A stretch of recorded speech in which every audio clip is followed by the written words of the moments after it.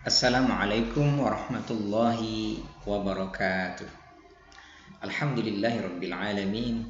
Allahumma shalli ala sayyidina Muhammad wa ala ali sayyidina Muhammad. Yang kami hormati dan kami muliakan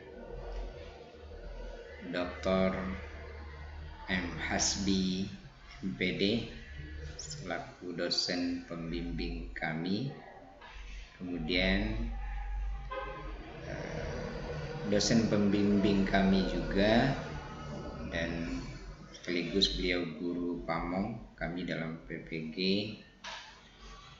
ini, yaitu Dr. Randa Eni Zahra MPDI.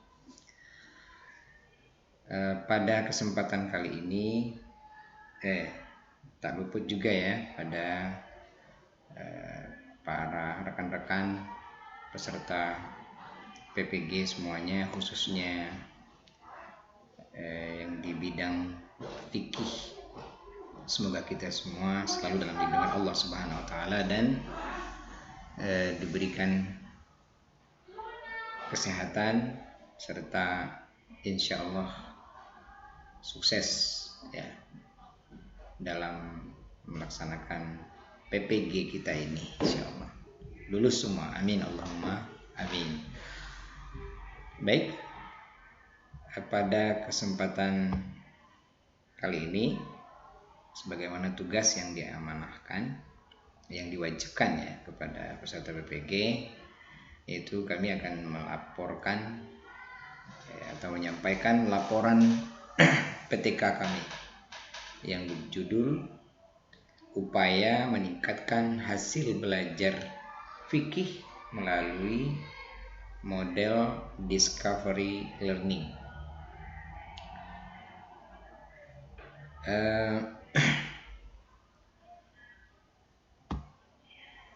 Latar belakang kami mengambil melakukan penelitian ini adalah salah satu masalah yang dihadapi dunia pendidikan kita adalah masalah lemahnya proses pembelajaran.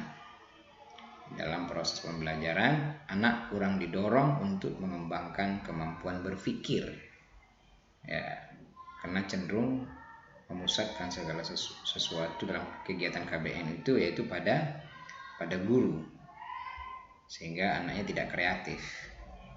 Kemudian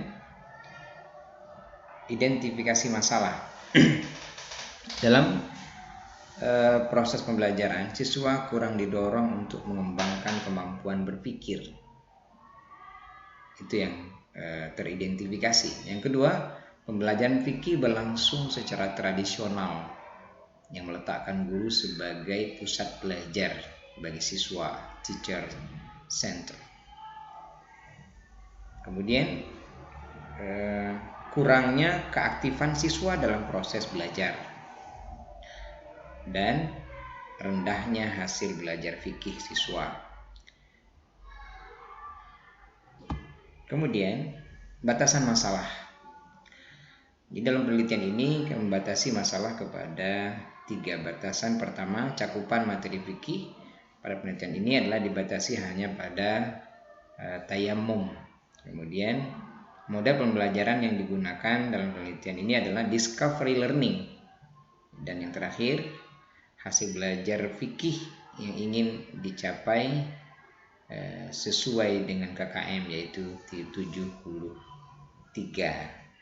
Ini yang menjadi batasan masalah dalam penelitian ini. Kemudian rumusan masalah. Apakah penerapan model discovery learning dapat meningkatkan hasil belajar siswa pada materi tayamum di kelas 7 MTS Darussalam Al-Hafiz Jambi? Inilah yang akan kita jawab dalam PTK ini. Maka kami perlu menyampaikan tujuan penelitian Bapak dan Ibu dosen. Yang pertama, bagi sekolah, bertujuan menjadi bahan masukan untuk para guru dalam meningkatkan kualitas dalam proses KBM. Yang kedua, itu bagi sekolah. Bagi guru, menjadi bahan masukan untuk para guru fikih dalam penggunaan model discovery learning.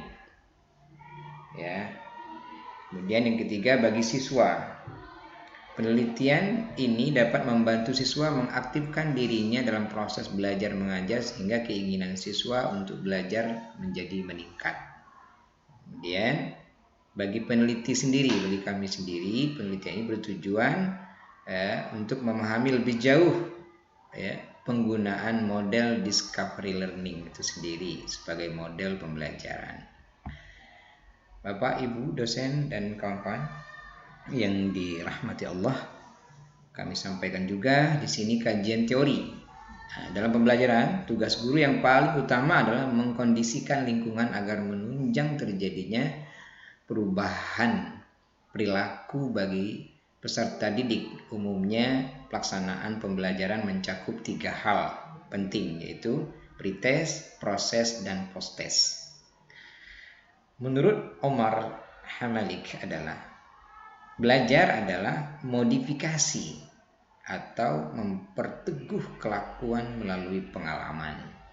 Ini tentu yang beliau maksud adalah bahwa siswa tidak boleh pasif dalam proses KBM.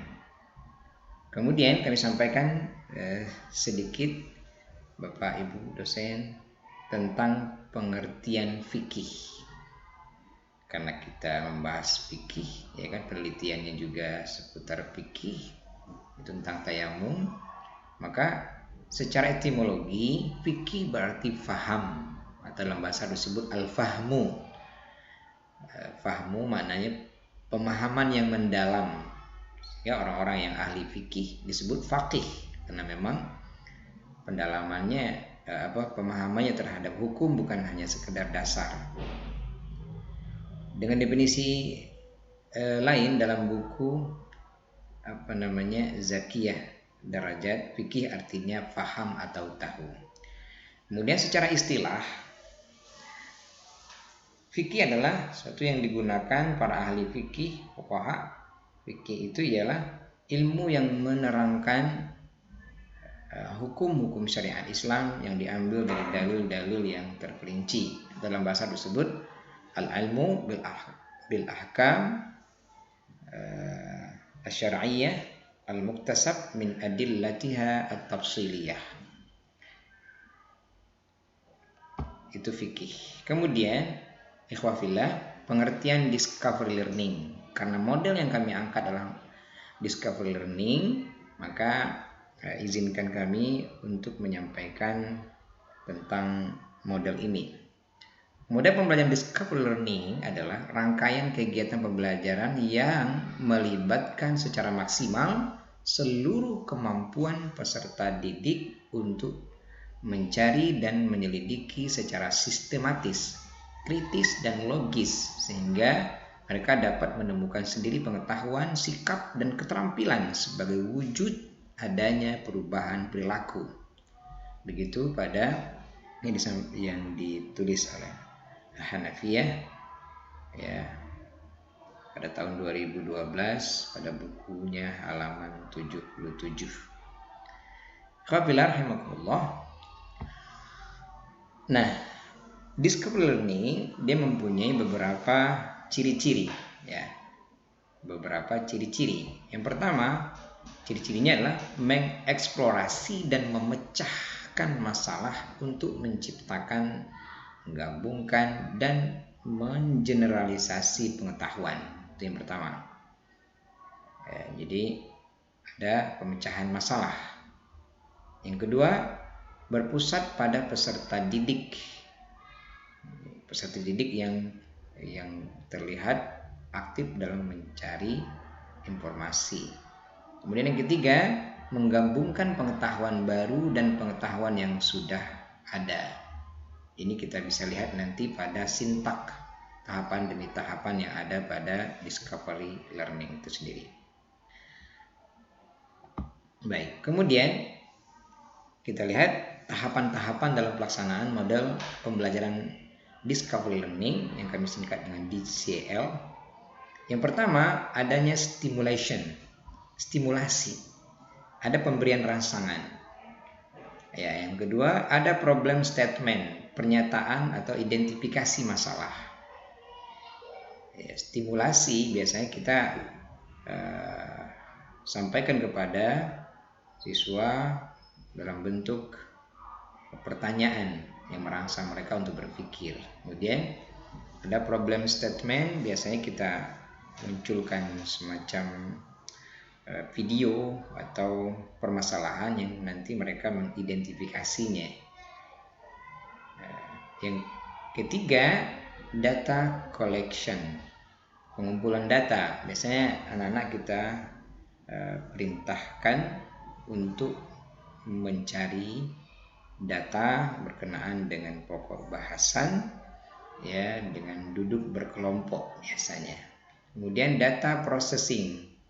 Kemudian anak-anak yang duduk berkelompok diminta untuk melaporkan hasil sharing mereka, hasil diskusi mereka ke depan kelas. Kemudian verification, pembuktian. Jadi anak-anak diminta siapa di antara mereka yang bisa menyampaikan sesuatu dari apa yang diamati, dibaca, ditelaah, ya, selama proses pembelajaran. Ini disebut dengan pembuktian. Kemudian barulah generalization, menarik kesimpulan. Ini peran seorang pendidik, seorang guru, seorang ustazah untuk menyampaikan kesimpulan, merangkum dari semua yang disampaikan oleh anak-anak ketika proses pembelajaran berlangsung dari awal. Baik, Bapak Ibu dosen, ikhwah semua, asatiz, ustazat yang dimulakan oleh Allah Subhanahu wa taala, izinkan kami juga menyampaikan bahwa metodologi penelitian di sini kami sampaikan. Metodologinya adalah pertama, setting penelitian. Penelitian ini dilaksanakan di kelas 7, ya, kelas 7A, tepatnya MTS Darussalam Al-Hafiz Jambi yang beralamat di Kenali Asam Atas Jambi. Waktu pelaksanaan penelitian pada bulan Agustus September, bulan Agustus semester ganjil tahun pelajaran 2021-2022. Metode dan rancangan siklus penelitian. Dalam penelitian ini kami menggunakan metode penelitian tindakan kelas, PTK, Classroom Action Research, dengan model yang kami ambil yaitu Discovery Learning, mencoba untuk memperbaiki proses belajar mengajar dalam kelas tersebut. Begitu. Kemudian tahapan-tahapan penelitian. Itu tahapan pertama adalah perencanaan, kemudian pelaksanaan itu, kemudian baru kemudian melakukan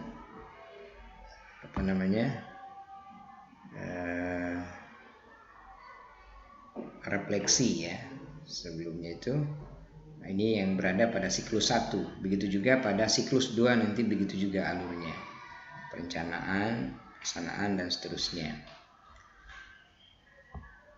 Baik, kemudian data dan sumber data. Bapak Ibu, dalam penelitian ini, data yang diperoleh berupa nilai tes hasil belajar siswa yang mencakup hasil tes, kemudian belajar pretest dan post-test, dan aktivitas siswa terhadap model Discovery Learning. Selain itu, data didapatkan dari wawancara terhadap guru bidang studi fikih sebagai kolaboratornya. Kemudian pembahasan. Nah, pada siklus 1, ya, setelah mengumpulkan dan menganalisis data, didapati bahwa hasil belajar pada siklus 1 masih tergolong rendah dan masih banyak peserta didik yang tidak hadir dengan presentasi 33,33% dalam mengikuti pembelajaran. Kemudian hanya 25% peserta didik tuntas memperoleh hasil belajar di atas KKM, dan 41,66% peserta didik tidak tuntas memperoleh hasil belajar di atas KKM dengan nilai rata-rata 51,08. Namun pada siklus 2 ya, setelah mengumpulkan dan menganalisis data, didapati bahwa hasil belajar pada siklus 2 jauh lebih baik dibanding siklus 1. 75% peserta didik tuntas memperoleh hasil belajar di atas KKM yang menunjukkan perubahan hasil yang sangat baik, sebagaimana kami buktikan dengan data yang ada. Bapak Ibu, kita sampai pada kesimpulan bahwa dengan diterapkannya model pembelajaran discover learning ini pada mata pelajaran fikih khususnya kelas 7 di Madrasah Sanawiyah Swasta Salam Al-Hafiz Jambi ini tahun 2001 terbukti dapat meningkatkan hasil belajar siswa sebagaimana data yang berhasil peneliti input yang kami peroleh. Kemudian saran sebagai guru, pertama, hendaknya memiliki sikap aktif dan kreatif agar mampu mengolah pembelajaran menjadi hal baru setiap harinya dengan mengembangkan berbagai strategi, metode maupun model pembelajaran. Kemudian untuk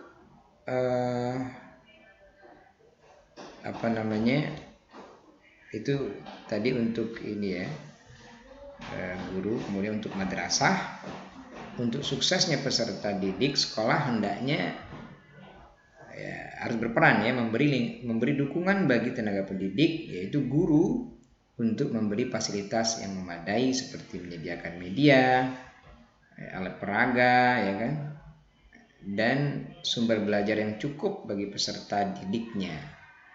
Kemudian yang terakhir, bagi peserta didik itu sendiri ya, sarannya adalah bagi peserta didik yang belum tuntas KKM, sebaiknya guru memberikan motivasi yang lebih supaya peserta didik tersebut bisa tuntas dalam semua pelajarannya dan tidak tertinggal jauh dari teman-temannya yang lain.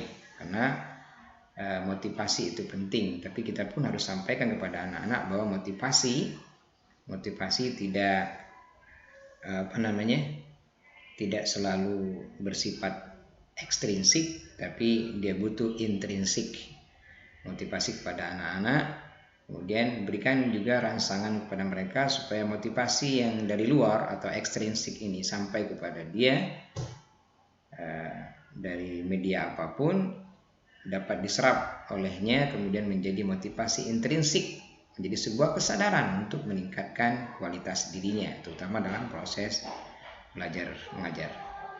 Bapak Ibu dosen yang dimuliakan oleh Allah Subhanahu wa taala, yang kami muliakan, teman-teman para asatiz, ustazat semua yang dimuliakan Allah Subhanahu wa taala, demikian yang bisa kami paparkan, kami kemukakan dalam PTK kami kali ini. Tentu banyak salah dan silapnya, namun ada benarnya. Jika ada benarnya itu datang dari Allah yang menuntun lidah kami dan semua kegiatan kami. Alhamdulillahirabbil alamin. Yang salah dan silap itu dari kami pribadi. Kami tentu mohon maaf terutama kepada Bapak dosen dan Bu dosen, dan juga kepada para asatidz ustadzah semua. Semoga bermanfaat. Kepada Allah saya mohon ampun. Billahi at-taufiq wal hidayah. Assalamualaikum warahmatullahi wabarakatuh.